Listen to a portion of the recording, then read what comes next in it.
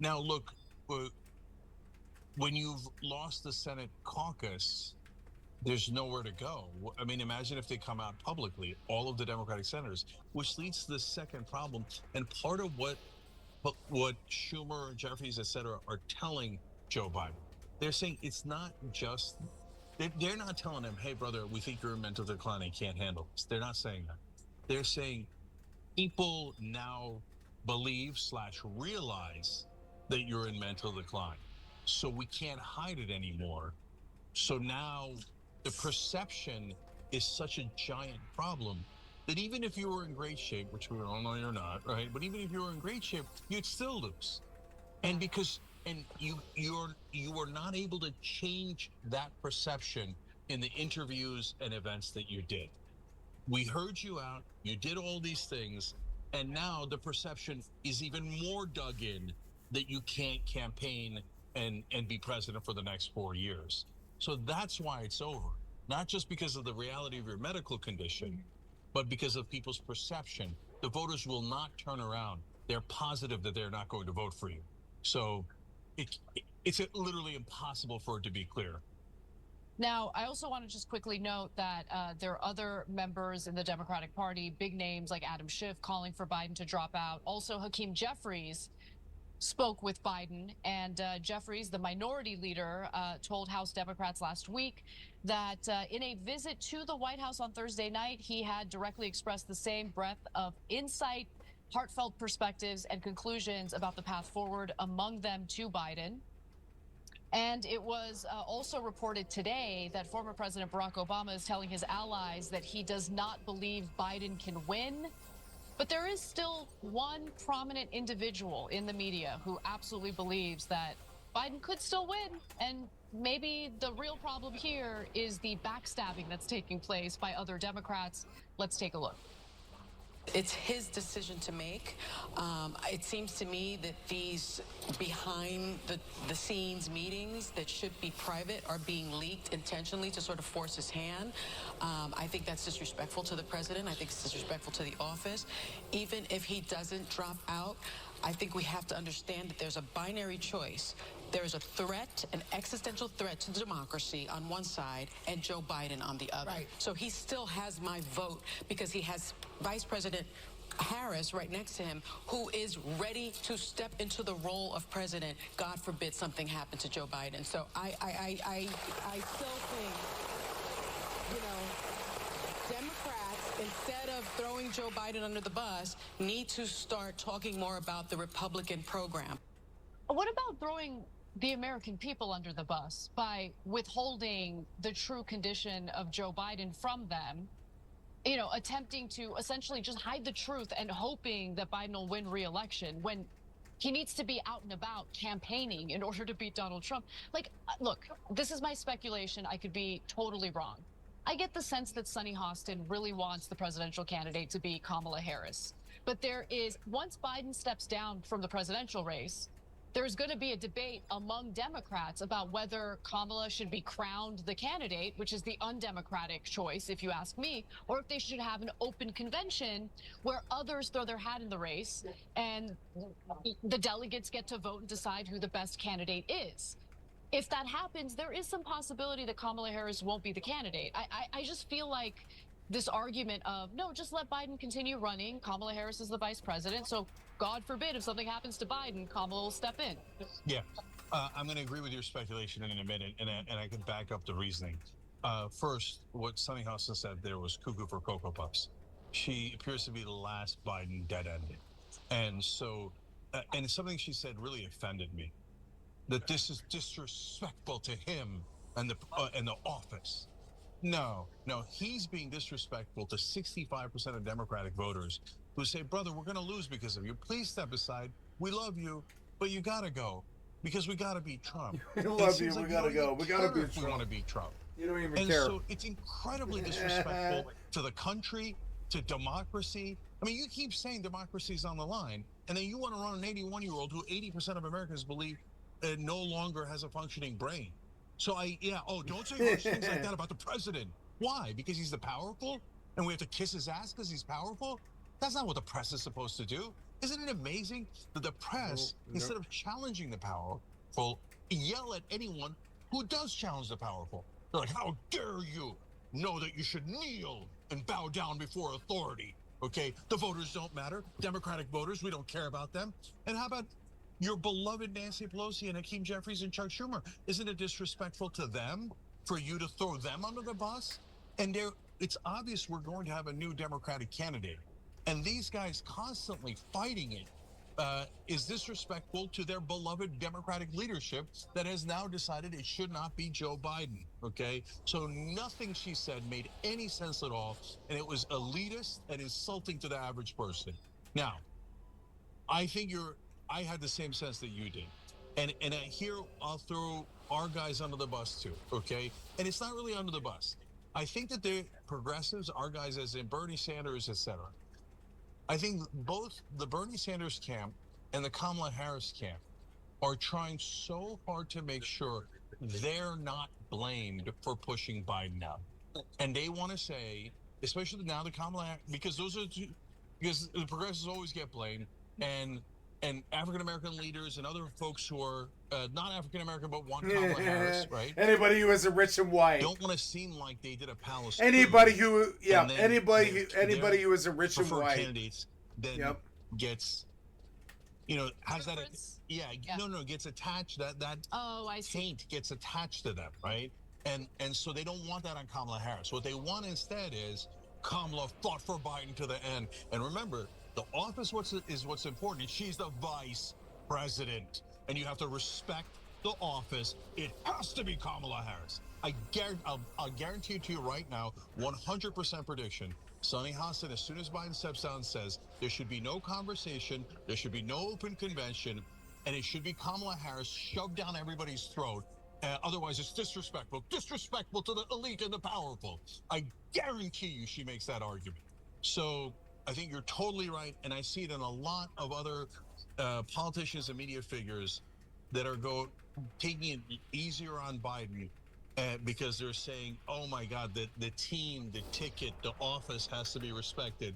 They're going to all turn and say, well, there should be no democracy, no open convention, no nothing. Kamala Harris should be anointed because that's what we prefer. And that's absolutely the wrong way to do it. By the way, I think Kamala Harris can easily earn it at a convention. I agree. She would be the favorite at a convention. And Anna, you suggested I started watching more Kamala Harris speeches, and I did. She sounds better and better. She does. She does. It seems like whatever weird trance she was in during the administration where she had trouble speaking publicly has kind of gone away. And I'm happy about that because she's doing way better in her public appearances. So there is a good chance that even in an open convention, she will end up being the favorite to run against Trump. Look, let me just be clear. First of all, even in an open convention, she'd be the favorite. No question. The vice president's definitely the favorite, right? And if she can't deliver it after being an overwhelming favorite, then she's not a strong candidate. But if she does deliver it, then the convention and the process strengthens her. Then no one can complain that she's the candidate because she earned it, and no one could take that away from her. And then she didn't just get anointed or named, because remember, Biden named her in the first place. That's how VPs work. Right. This would be her first opportunity to actually earn it herself, and it would give her so much more credibility. Now, by the way, Mark Halperin reporting that Biden is, this just happened, last legs, considering Kamala Harris. And apparently, if you believe his reporting, he is not going to say it should be Kamala Harris. Apparently, he's going to say open convention. Wow. Okay, and we don't know. Yeah, we don't know. That's Mark Halperin reporting, okay, for what it's worth. But I would be thrilled. I would have thought that the political thing to do, and if he doesn't do this, that means he has a deep problem with Kamala Harris. That Biden would come out and say, I'm stepping down from the candidacy, obviously staying the president, and I have incredible faith in Kamala Harris. And, obviously I back her, but I think we should do an open convention. I think Kamala will easily win the open convention. That's the right way to do it. So you guarantee the right process, but you don't seem like you're disrespecting your own vice president. If he doesn't even say it should be Kamala and he just says it should be an open convention, wow, then he really doesn't believe in her. Well, we'll see how this plays out, right? So, because we don't know, this is based on one individual who's claiming this is how it's going to happen. We'll see how it happens. And as you guys always know, we'll give you the details as this story develops. Thanks for watching The Young Turks. We really appreciate it. Another way to show support is through YouTube memberships. You'll get to interact with us more. There's live chat emojis, badges. You've got emojis of me, Anna, John, JR. So those are super fun. But you also get playback of our exclusive member-only shows and specials right after they air. So all of that, all you gotta do is click that join button right underneath the video. Thank you. God damn it.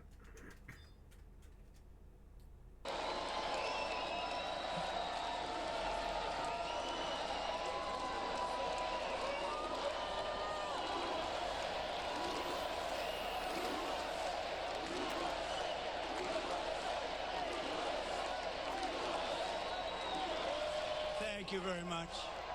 Thank you very, very much. Wow. No. And thank you, I Dana. don't want to see it. I don't want to see it. Go away. No, no, no. Close player. Don't want to see it.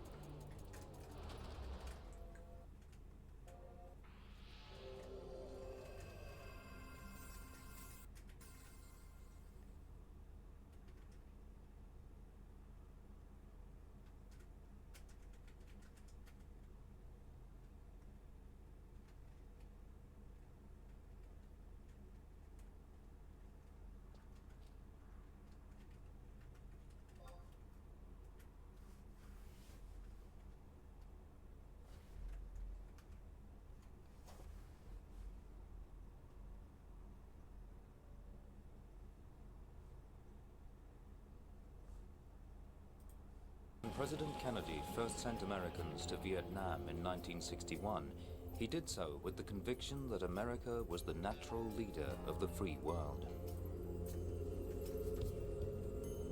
Inspired by their charismatic young president, many ordinary Americans too felt it was their duty to champion democracy around the world.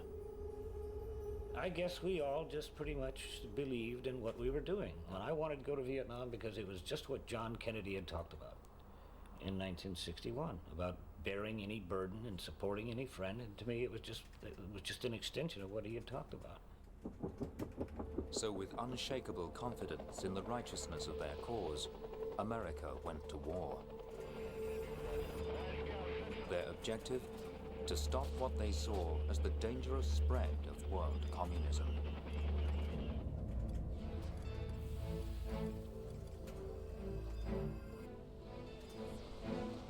All communists in the world were working together, and their job was, in the end, to overthrow the United States, and that the way to defeat those communists, or at least to hold the line against them, was containment. Vietnam was a divided country. The mission of US forces was to support the government of the South by containing the communist North. This was far from straightforward. The Americans had to fight the regular North Vietnamese army, but they also faced communist-supported guerrillas inside South Vietnam, the Viet Cong. By 1968, there were nearly 500,000 American soldiers in South Vietnam. The battle had already been long and bloody, but US commanders were now confident that victory was almost at hand.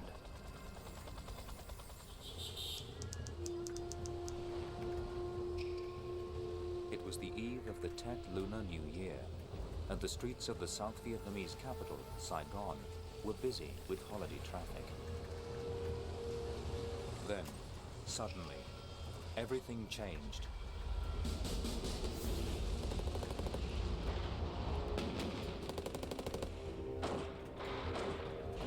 All over Saigon, Viet Cong fighters launched surprise attacks on American and South Vietnamese posts. And the significance of attack wasn't just that all of a sudden here was an attack, it's where the attack occurred, which is now the North Vietnamese and the South Vietnamese insurgents were attacking the cities. It wasn't just Saigon. There were hundreds of attacks in every major town and city in the country. the Viet Cong were trying to provoke a popular uprising to overturn the South Vietnamese regime. The Tet Offensive of 1968 did prove to be the turning point of the Vietnam War. Just not in the way the Viet Cong planned.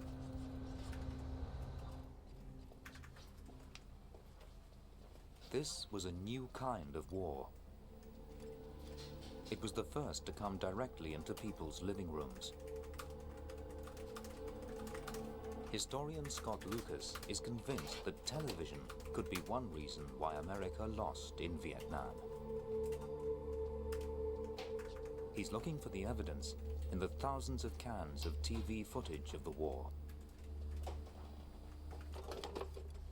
Vietnam is not the first media-saturated war, but Vietnam in degree is a different war. Now you have television as well as film and as well as radio. The newsreels reflect the optimism, at first, of those who went to fight Kennedy's war. I believe in what we're fighting for. We're fighting for freedom. It's something that we all value, and I think we're doing the right thing in this. The American media was not opposed to U.S. intervention in Vietnam from 1964 with the use of air power and 1965 with the use of ground troops. Most of American news and American documentaries were very supportive of the government effort. It was clear to them for the first time just how vulnerable American forces actually were. When you see enemy troops in Saigon opposite the street from your hotel, when you see them in the U.S. Embassy, that safe haven for all Americans, then something serious has occurred. The new medium of television wasn't the only problem for America. Andrew Priest is a British historian who studied the Tet Offensive. He's come to Vietnam with a new purpose, not to trawl through the archives, but to meet eyewitnesses and to search for clues to America's failure on the ground.